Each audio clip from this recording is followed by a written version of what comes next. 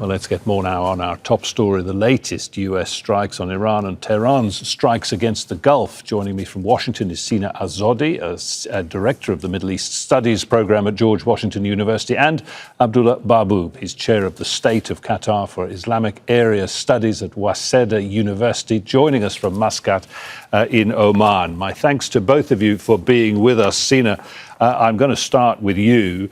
President Donald Trump says he believes the memorandum of understanding and the truce are over. He doesn't believe the Iranians are trustworthy negotiating partners, yet in the same breath he says the door is open to talks. I wonder if you could guess at what the Iranians now believe remains of the memorandum of understanding and whether they find Donald Trump any more trustworthy than he finds them.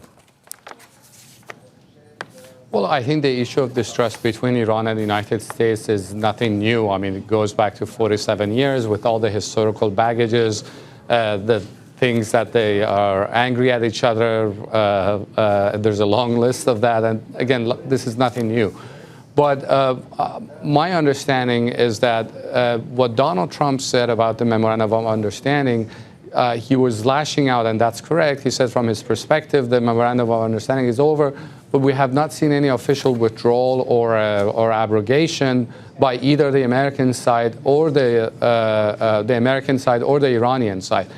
So I don't know if we will have more negotiations, whether Qataris or Pakistanis will try to intervene to make sure that the talks are on the track again. But from my perspective, these clashes were inevitable because of the vague nature of the MOU. Well, we do know that Abbas Araghchi, the Iranian foreign minister, has reached out. I'll ask you about that in a moment, if I may. First of all, I want to bring in Abdullah Barboub. The retaliations by Iran, once again lashing out at its Gulf neighbours, Abdullah, ostensibly aiming at US military targets in those Gulf regions. But of course, many suggest that in fact what they're doing is trying to put pressure on Gulf countries in the hope that they in turn will put pressure on Donald Trump. Is it working?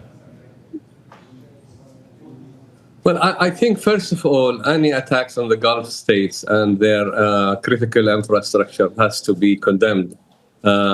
We believe in the Gulf that this war and this conflict wasn't of our making. We didn't want the United States or Israel to attack Iran, and we tried to, in the Gulf states, most of them tried to negotiate a way out and of the escalation. So obviously, as Iran gets attacked, we find ourselves are hostages to geography and to the will of others to fight. And obviously, Iran uses the fact that the Gulf states host some American bases, uses this as an excuse to attack Gulf states. But this is also an infringement on their sovereignty. Is it working? I think the Gulf states are going to push for de-escalation anyway. Because of the Strait of Hormuz, because they don't want conflict in the region. I think what is happening is now it's pushing the Gulf states more and more, not only at the political level, but also even at the public level against Iran. And I don't think Iran is doing a good job here attacking the Gulf states. And obviously it's harming its interest in the region because of doing that. People see it as an infringement of their sovereignty. Indeed. And Abdullah, is there a point that comes after more and more of these retaliatory attacks on Gulf countries when they simply give up on the idea of urging de-escalation and actually think about, I mean, they do have militaries, actually think about retaliating?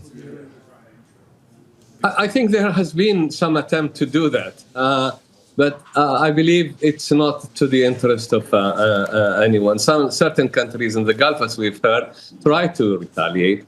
But as we know, Iran is a neighboring country. Iran is an important country. We're going to live with this country forever. And we have to be careful on how we handle ourselves here in the Gulf. I think what is best for the Gulf state is what they have been doing, stay away from the conflict and try to help to de-escalate and negotiate a way out.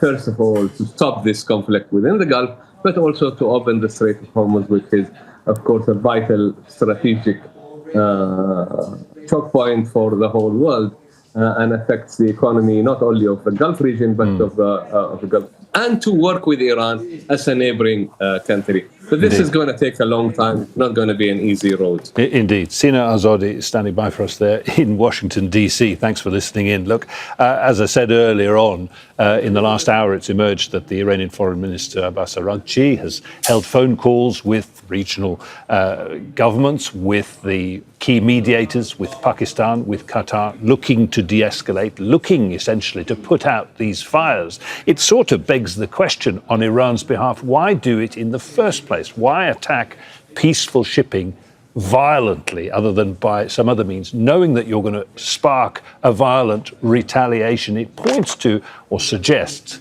the behavior of a country that isn't interested, in fact, in keeping this deal alive. Well, let me first say that I agree with Abdullah that Iran is not doing a good job of antagonizing its neighbors. But from their perspective, the territory of some of these countries are being used to strike Iran, and this is why they're doing it. Now, in terms of, but to answer your question, I think there are two fundamental views in Tehran, and the latter that I'm about to say is prevailing. The view of the Foreign Ministry, the National Security Council, the Supreme National Security Council, and some of the commanders of the IRGC is that Iran has secured a win and it's time to settle down with the American side. But the other view, which, as I said, is prevailing, is with some factions within the IRGC who want to continue the fight because they believe it's in their interest. At the same time, so I guess the point is, it's